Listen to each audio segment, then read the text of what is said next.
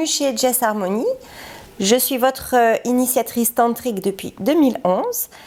Je vous aide à vous reconnecter à vous-même par la voie tantrique et la sexualité sacrée. Pour recevoir mes vidéos régulièrement, n'hésitez pas à vous abonner à ma chaîne. Pour que tout cela ait lieu, c'est pas si simple quand même, car il faut aller au-delà de la morale négative de la sexualité. Il y a une culpabilité culturelle, familiale, ancestrale, que l'on doit nettoyer. On se retrouve fragile dans la sexualité. Un mot, un geste, un ressentiment non exprimé, et toutes ces petites choses heurtent de manière bien plus violente lorsqu'on fait l'amour que dans des situations quotidiennes. Surtout pour la femme qui accueille en elle sans sécurité émotionnelle. En une seconde, on peut se sentir confronté à des vieilles blessures enfouies. J'ai remarqué ça aussi quand j'ai côtoyé un petit moment le milieu libertin. C'est vraiment un milieu où les gens sont blessés, où il y a beaucoup de déviance, il y a beaucoup de choses qui sont fausses. C'est ça que j'ai voulu aller chercher. L'ouverture d'esprit des gens, et en fait c'était pas du tout ouvert. C'est vraiment des gens qui sont dans la frustration, la déviance, et qui cachent beaucoup de choses. Et puis il y a aussi l'ignorance de tout ça, donc c'est difficile de ne pas faire comme d'habitude.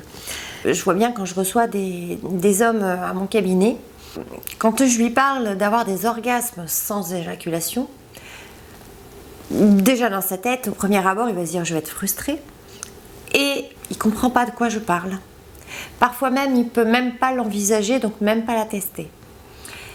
Et d'autre part, comme j'ai déjà dit, donc il faut passer au-delà des blessures que nous avons engrammées dans notre corps, qui sont niées, ne pas être mal à l'aise avec celui-ci, donc avec notre corps, parce que ce ne sont pas des machines. Les hommes qui sont d'habitude concentrés sur leur performance, et les femmes qui les jugent en se sentant abandonnées ou rejetées ou jugées de salopes.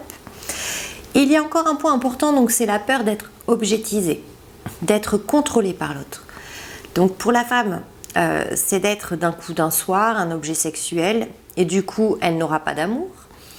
Et pour l'homme, c'est d'être enfermé dans un cadre d'une relation amoureuse, du couple, avec la femme, qu'il n'avait peut-être pas souhaité.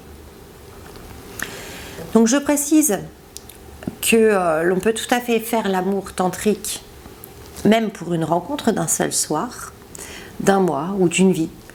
C'est pas parce que c'est juste une fois qu'on doit se restreindre dans l'affection, l'amour, dans le don de soi. Et puis pourquoi il faudrait être encore une fois de plus blessé pour une relation éphémère, parce que on se dit en ressortant, oh j'aurais pas dû, c'était nul, je me suis salie, ça peut arriver. Donc il faudra travailler ses propres peurs pour obtenir un espace d'innocence et de simplicité. Dans le tantra, donc on va rencontrer l'autre, et soi-même d'ailleurs. On va connaître ses peurs et pouvoir les regarder. On va les regarder, on va voir les origines aussi, si les origines sont individuelles ou sociales. Et on va voir que l'autre, il ne nous juge pas et qu'il n'est pas rejetant, mais plutôt authentique. Parce que s'aimer inconditionnellement, donc c'est ça aussi, c'est aimer son ombre et aimer sa lumière. Et puis aimer l'autre inconditionnellement, c'est ne pas le juger, ne pas le rejeter, c'est aimer aussi son ombre et aimer ses lumières. Donc en fait, l'autre va se sentir reconnu, va se sentir accepté pour ce qu'il est, aimé en tant qu'être parfait, avec ses ombres et ses lumières, aimé en tant qu'être incarné, avec ses peurs, blessures, parce que finalement, on est comme lui, même si ce n'est pas les mêmes.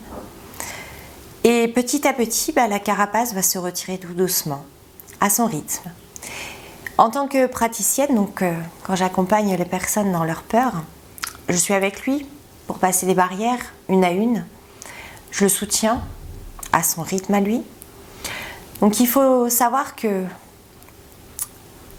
derrière nos peurs, il y a vraiment quelque chose de merveilleux à découvrir. Une libération. Et aussi un cadeau. Souvent celui dont on rêvait.